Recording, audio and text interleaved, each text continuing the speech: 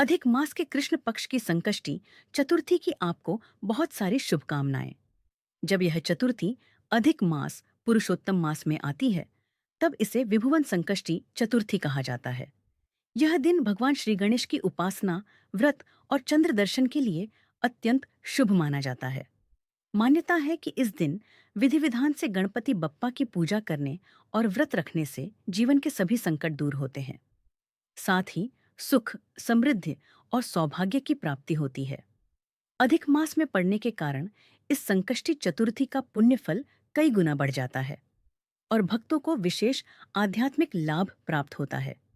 वहीं इस दिन सर्वार्थ सिद्धि योग भी बन रहा है, जिससे इस दिन का महत्व और भी बढ़ गया है। आइए जानते हैं साल 2026 में विभुवन संकष्टी चतुर्थी कब आ रही है और किस दिन हमें व्रत रखना है। और यह भी जानेंगे कि संकष्टी चतुर्थी में चंद्रोदय कब होगा। इस दिन भगवान गणेश को क्या भोग हमें चढ़ाना है जिससे भगवान गणेश प्रसन्न हो जाए। दोस्तों, आइए वीडियो शुरू करते हैं। इससे पहले अगर आप हमारे चैनल पर नए हैं और वीडियो को पहली बार देख रहे हैं, तो वीडियो को लाइक करें और चैनल को सब्सक्राइब जरूर करें। साल 2026 में चतुर्थी तिथि प्रारंभ होगी 3 जून बुधवार को रात्रि 9:21 पर और चतुर्थी तिथि का समापन होगा 4 जून गुरुवार को रात्रि 11:30 पर। उदया तिथि को ध्यान में रखते हुए विभुवन संकष्टी चतुर्थी का व्रत 3 जून को रखा जाएगा। इस साल विभुवन संकष्टी चतुर्थी पर सर्वार्थ सिद्धि योग सुबह 5:28 से लेकर 11:46 तक रहेगा। इस योग में गणेश भगवान की पूजा अर्चना कर सकते हैं। वहीं व्रत रखने वाले श्रद्धालु सुबह 5:23 से 8:51 तक गणेश जी की पूजा कर सकते हैं। इस दौरान लाभ, उन्नति और अमृत सर्वोत्तम मुहूर्त का विशेष संयोग रहेगा। पंचांग के अनुसार 3 जून को चंद्रोदय रात 10:04 पर होगा। श्रद्धालु रात 10:04 से 10:43 के बीच चंद्रमा को अर्घ्य दे सकते हैं।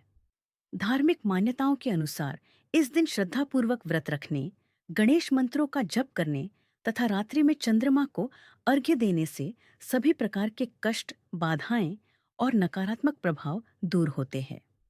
अधिक मास स्वयं भगवान विष्णु को समर्पित माना जाता है, इसलिए इस मास में बिकी गए व्रत, दान और पूजा का महत्व और भी बढ़ जाता है। मान्यता है कि जो भक्त श्रद्धा और नियम पूर्वक इस व्रत का पालन करते हैं, उनके जीवन में आने वाली बाधाएं दूर होती हैं और उन्हें सुख, शांति, यश, सफलता का आशीर्वाद प्राप्त होता है। हालांकि विभुवन संकष्टी के दिन व्रत एवं पूजन का विधान अन्य संकष्टी व्रतों के समान ही है, किंतु इस दिन विशेष रूप से भगवान गणेश को नारियल के लड्डुओं का भोग लगाया जाता है।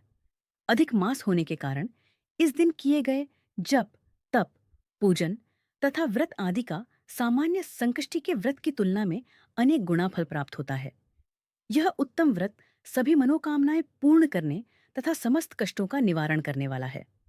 इस दिन क्या दान करें? इस दिन हरे मूंग दान करना बहुत ही शुभ माना जाता है। साथ में ही दूर्वा घास, गुड़, तिल, लड्डू या मोदक, वस्त्र और अन्न का दान भी करना चाहिए। धार्मिक मान्यता है कि इन वस्तुओं का दान करने से गणेश जी की विशेष कृपा प्राप्त होती है। आशा करती हूँ आज की यह जानकारी आपको पसंद आएगी।